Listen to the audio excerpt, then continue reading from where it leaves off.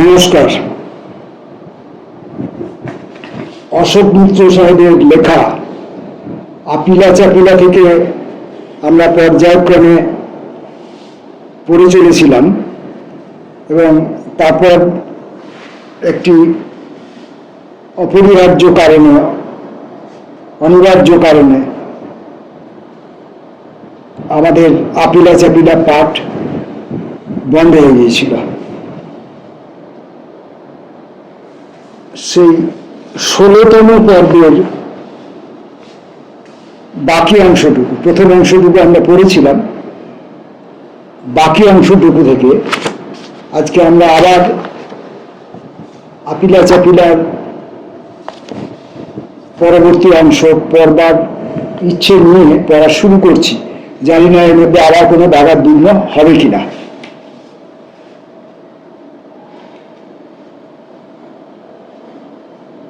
অশোক মিত্র সাহেব বলছেন, আমার পূর্ব পরিচিত নতুন দিল্লিতে ভূপেশ বাবুর কমিউনে অবস্থানরত দ্বিজেন্দ্র নন্দী এরই মধ্যে বোমা ফাটালেন। রাজধানীস্থ মহাপেজখানায় তার ঘন ঘন যাতায়াত ছিল সেটা জানতাম, কিন্তু কেন যেতেন তা বোঝা গেল যখন 64 সালের গোড়ার দিকে তিনি সাক্ষ্য প্রমাণ উপস্থাপন করলেন শ্রীপদ অমৃত দাঙ্গে বিরাট ষড়যন্ত্র মামলায় লম্বা শাস্তি পাওয়ার পরও কি জাদুতে মাত্র কয়েক বছরের মধ্যেই কারামুক্ত হয়ে এসেছিলেন। সেই রহস্য উদ্ঘাটনের সূত্র দাঙ্গে মশাই ইংরেজ শাসকদের কাছে গোপন দাসখত লিখে দিয়েছিলেন।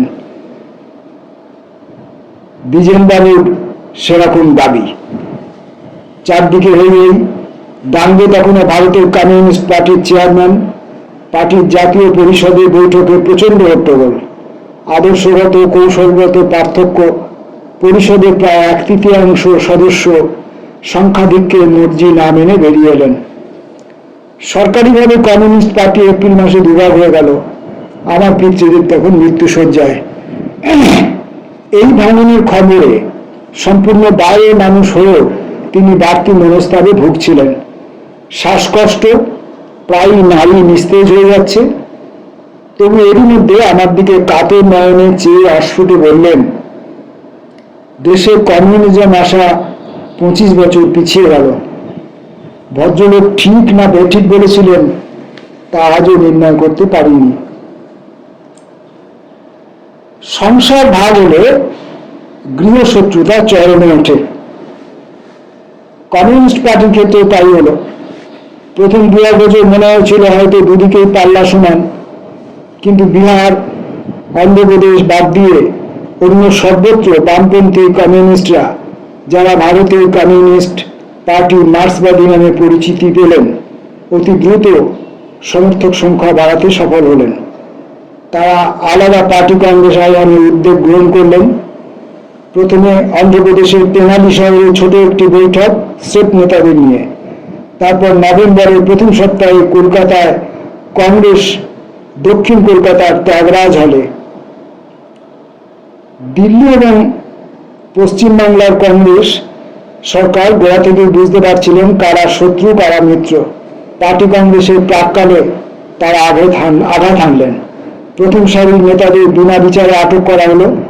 কোনো দুর্যোগ কারণে একমাত্র জ্যোতি বসুকে বাদ দিয়ে মাঝারি স্তরের নেতা এবং বহু সাধারণ কর্মী, যারা লুকোতে পারলেন না, আবার শ্রীঘরে গেলেন। মুক্তি পাওয়ার 1 বছর ঘুরতে না ঘুরতেই গুলজারিলাল নন্দ তখন কেন্দ্রের স্বরাষ্ট্রমন্ত্রী। সংসদে ঘোর চেঁচামেচি হওয়াতে তিনি একটি বিস্তারিত শ্বেতপত্র প্রকাশ করলেন। মাননীয় সংসদ সদস্যরাও ধারণা করতে পারবেন না বাম কমিউনিস্টরা কি ভয়ঙ্কর ষড়যন্ত্রে লিপ্ত। তারা আমাদের শত্রু দেশে চীন থেকে প্রেরণা পাচ্ছেন, তার উপর চোরাগোপ্তা পথে চেক বইয়ে ধরার লেখা গেরিলা যুদ্ধশাস্ত্রের কেতাব তরঙ্গ ভর্তি করে আমদানি করছেন। সশস্ত্র বিদ্রোহের জন্য 8 ঘাট বেঁধে তৈরি হচ্ছিলেন তারা। এই অবস্থায় তাদের বীজদাঁত ভেঙে দিয়ে তাদের ফের কয়েদ না করে উপায় ছিল না। অন্য শরীরের কমিউনিস্টরা মহা খুশি। তাদের ধারণা হলো এবার ফাঁকা মাঠ গোল দিতে পারবেন, সাধারণ মানুষের প্রতিক্রিয়া কি হতে পারে আদৌ তারা বুঝতে পারেনি সে সময়। নাও তখনও শৌখিন বুর্জোয়াদের জন্য শৌখিন নির্বিষ পত্রিকা। রাজনীতির কিংবা কোনো বিশেষ রাজনৈতিক দর্শনের ছিটেফোঁটা নেই।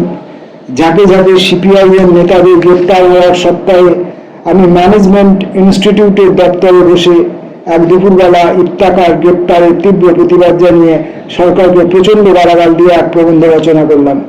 সেটা হাতে নিয়ে সোজা সমর সেনের সম্পাদকীয় দপ্তরে। সমরবাবু একটু বিচলিত, একটু দোদুল্যমান, কিন্তু শেষ পর্যন্ত অক্ষত অবস্থায় পুরো লেখাটি ছাপিয়ে দিলেন। হুমায়ুন কবিরের চক্ষুস্থির কলকাতার বামপন্থী মহলে উৎসাহের ঢল। এক সপ্তাহে নাওয়ের বিক্রি 3 গুণ বেড়ে গেল। 2 দিন বাদে বন্দি মুক্তির দাবি জানিয়ে সিপিআইএমের তরফ থেকে ময়দানে জামায়াত। সাধারণ লোকের মনে অনিশ্চয়তা তা যথেষ্ট সত্ত্বেও প্রধান বক্তা জ্যোতি বসু বলতে শুরু করলেন। মিনিট 10-এর মধ্যেই তিনি নাও পত্রিকা থেকে আমার লেখা সেই সম্পাদকীয় নিবন্ধটি পুরো পড়ে শোনালেন। সঙ্গে সঙ্গে তা বাংলাতে অনুদিত হল। জ্যোতিবাবু সবশেষে তার নিজস্ব ভঙ্গিতে মন্তব্য জুড়ে দিলেন, শুনতে পাই পত্রিকাটির মালিক নাকি হুমায়ুন কবির। পরদিন সমরবাবুর কাছে জ্যোতিবাবুর মন্তব্যের উল্লেখ করলাম, তার একটি বিরক্তিসূচক শব্দের উচ্চারণ।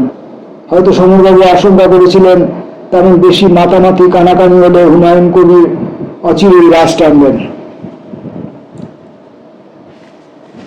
কবির সাহেবের চিন্তান্বিত হওয়ার যথেষ্ট কারণ ছিল। আমি আগের খুলে দিলাম, সমরবাবু নিজেই এখন থেকে গরম গরম রাজনৈতিক মন্তব্য ঠাসা সম্পাদকীয় লেখা শুরু করলেন। আমার লেখা তো অব্যাহত ছিলই।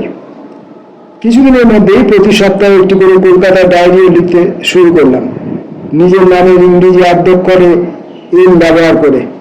পরে কয়েক বছর বন্ধ থাকার পর 1972 সালে ডায়েরিটির ইকোনমিক অ্যান্ড পলিটিক্যাল উইকলিতে পুনর্জন্ম হয়।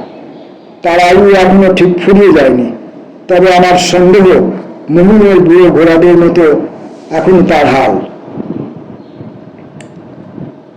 কাকতালীয় হতে পারে, নাও হতে পারে, যে কারণেই হোক, নাও যতই উগ্র বামপন্থী চেহারা নিল, বিক্রি ততই বাড়ল। ক্রমে 10,000 ছাড়িয়ে গেল। কোথায় তিনি খুশি হবেন? হুমায়ুন কবিরের কপালে ভাঁজ। তিনি পুরোপুরি আশা তখনও ছাড়েননি। হয়তো ভেবেছিলেন সমরবাবুর সাময়িক বিপদ গমন সূর্য নেবেন। এটাকে মানতেই হয়, হুমায়ুন কবির অতীব ভদ্রলোক ছিলেন। তদুপরি সমরবাবু তাঁর সাক্ষাৎ ছাত্র, অতি প্রিয় ছাত্র। সমরবাবুর ঠোঁট কাটা ব্যক্তিত্বের সঙ্গে তো তার পরিচয় ছিল। পর্যাপ্ত ভয়ই পেতেন প্রিয় ছাত্রটিকে। নেতারা অধিকাংশই কারান্তরালে। কয়েক সপ্তাহ বাদে জ্যোতিবাবুকেও কয়েদ করা হলো, কিন্তু সিপিআইএমের ক্রমবর্ধমান প্রভাব রোধ করা গেল না। চীন যুদ্ধের সময় ও তার পরবর্তীকালে যে কংগ্রেস সরকার পশ্চিমবঙ্গে প্রশাসনের দায়িত্বে ছিল, তা সর্বার্থে সম্পূর্ণ ব্যর্থ। প্রত্যন্ত গ্রামে ক্রমবর্ধমান অশান্তি।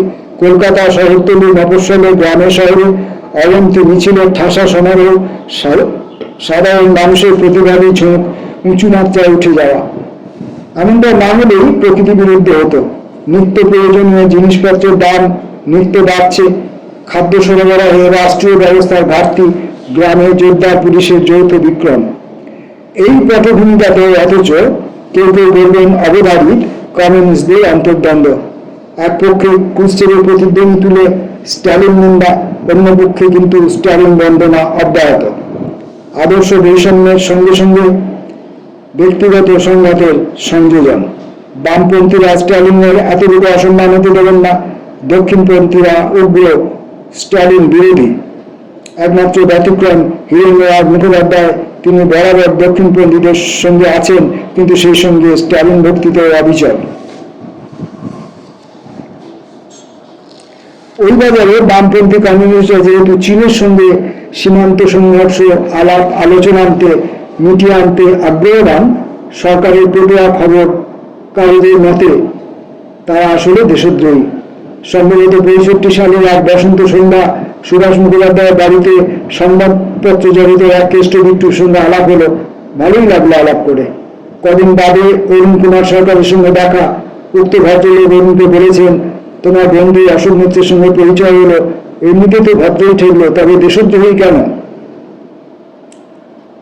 65 সালের মার্চ মাসে সদ্য স্বাধীন আলজেরিয়ার রাজধানী আলজিয়ার শহরে ওদেশের কর্তৃপক্ষ একটি আফ্রো এশীয় আর্থিক সম্মেলনের ব্যবস্থা করলেন।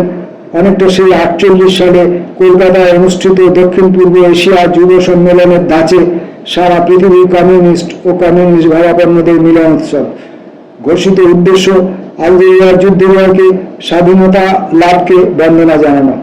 এই স্বাধীনতা তো মুক্তি আসেনি, অনেক রক্ত ঝরেছে, নারী পুরুষ শিশুর অনেক আত্মাহতি, কিন্তু শেষ পর্যন্ত আলজেরিয়া টকবগে আরব প্রজাকুল খোলা আকাশের নিচে স্বাধীন নিঃশ্বাস নেওয়ার অধিকার অর্জন করেছেন।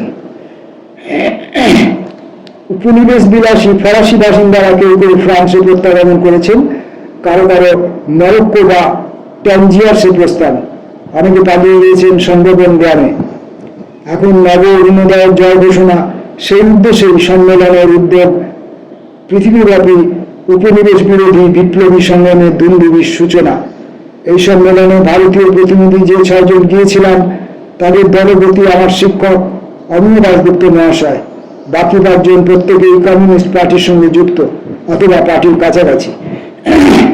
ইতিমধ্যে সোভিয়েত চীন এসে চরমে গিয়ে ঠেলেছে। সম্মেলনে পৌঁছে দেখা গেল চীনের প্রতিনিধিরা যা বলছেন, সোভিয়েত প্রতিনিধিরা সঙ্গে সঙ্গে তার প্রতিবাদ জানাচ্ছেন। যুক্তির সর্বত্রা সে প্রতিবাদে থাকুক না থাকুক কিছু যায় আসে না। ভারতবর্ষ থেকে যারা গেছেন, মাস্টারমশাই আমাকে বাদ দিয়ে সবাই সোভিয়েত অনুসারী, আমার সঙ্গে খুচখাচ দ্বন্দ্ব শুরু হয়ে গেল।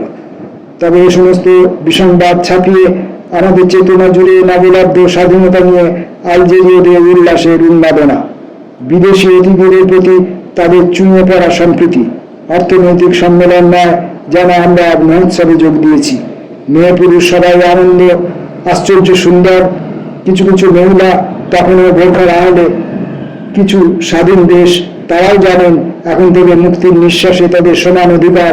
বোরখার আড়াল থেকে তাদের সহস্র মুখ বেরিয়ে আসছে, দীপ্ত হাত আকাশের দিকে উঠছে নামছে। বোরখার নিম্ন প্রান্ত থেকে সুরেউল পায়ের আবাস, তাতেও উচ্ছল হরিণীর গতি। স্বাধীনতা যুদ্ধের অন্যতম প্রধান হোতা ও নবনির্বাচিত রাষ্ট্রপতি বেন বেল্লা আমাদের অভ্যর্থনা জানাতে এলেন। চমৎকার ভাষণ দিলেন। আমরা অভিভূত হওয়া আরো কিছু বাকি ছিল। হঠাৎ সম্মেলনের বিশাল কক্ষে গুঞ্জন, খবর এসেছে কয়েক ঘন্টার মধ্যে কিউবা প্রতিনিধিবৃন্দ এসে পৌঁছাবেন। তাদের নেতা স্বয়ং চে গুয়েভারা। আমরা চমকিত, আমরা আলোড়িত। একটু বেশি রাত্রে গুয়েভারা এলেন। মঞ্চময় হর্ষধ্বনি, 6.5 ফুট লম্বা, আবার ওরা সৈনিকের ফিকে সবুজ পরিধেয়, সৌম্য মুখমণ্ডল, গালময় একটু একটু হালকা দাড়ি। চে 2 ঘন্টা ধরে বক্তৃতা দিলেন। কিউবা যুদ্ধ আর আলজেরিয়ার যুদ্ধ যে একই সংগ্রাম, সেটা গোটা পৃথিবীতে নিপীড়িত মানুষের যুদ্ধের যে কোনো দেশে বিভাগ নেই সে বিষয়ে বিস্তৃত হলেন। পৃথিবীময় মার্কিন অর্থনৈতিক শোষণের চিত্র বিশ্লেষণ করলেন।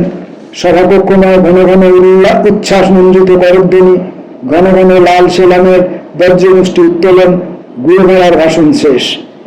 প্রতিনিধিদের মধ্যে থেকে অনুরোধ জ্ঞাপন করা হলো তারা সার বেঁধে মঞ্চে যাবেন, গুয়েভারার সঙ্গে করমর্দন করে কৃতার্থ হবেন। তিনি সানন্দে রাজি।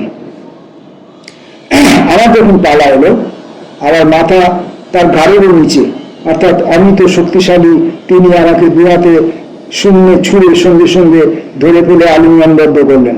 তারপর যা বললেন তার সারমর্ম আমি শুনতে পেলাম। তোমাদের স্বরাষ্ট্রমন্ত্রী আমার সম্বন্ধে কিসব ভয়াবহ উক্তি করেছেন। আমি নাকি কিসব খারাপ কথাবার্তা লিখে তোমাদের কুপরামর্শ দিয়েছি, তোমাদের খারাপ জিনিসের জোগান দিয়েছি। দোয়াই তুমি দেশে ফিরে তাকে বলো আমার মতো নির্দোষ শান্তিপ্রিয় মানুষ হয় না। তুমি নিজেই তো দেখছো আমার 10টা হাত পা নেই। সেই সঙ্গে একটা হাস্য। আলজেরিয়া থেকে ফিরে আসার 1 মাসের মধ্যেই 2টো মস্ত খবর আমাদের কাছে পৌঁছলো। অবসন্ন বোধ করলাম। প্রথম খবর, আলজেরিয়ায় অভ্যুত্থান ঘটে গেছে। বেন বেল্লা রাষ্ট্রপতি নন, তার জায়গায় অন্য একজন ক্ষমতা দখল করেছেন, যার রাজনৈতিক দৃষ্টিভঙ্গি তখনও তেমন স্পষ্ট না।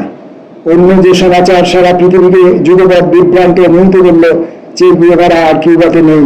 তিনি লাতিন আমেরিকার দেশে দেশে বিপ্লব প্রস্তুতি পর্বের সূচনার তাগিদে উধাও হয়ে গেছেন। পাহাড়ে জঙ্গলে তখন থেকে তার প্রবজ্জা, সঙ্গে মাত্র গুটি কয়েক বিশ্বস্ত কমরেড। এখন ভেবে বিস্ময় লাগে, যে কজন মুষ্টিমেয় ভারতীয় চে গুয়েভারার সঙ্গে করমর্দন করেছেন, আলিঙ্গনবদ্ধ হয়েছেন, আমি তাদের অন্যতম। বয়স গড়িয়ে গেছে, আমি বার্ধক্যের দরজায় উপনীত, তবু বারংবার মনে হয় এই সৌভাগ্যের তুলনা নেই।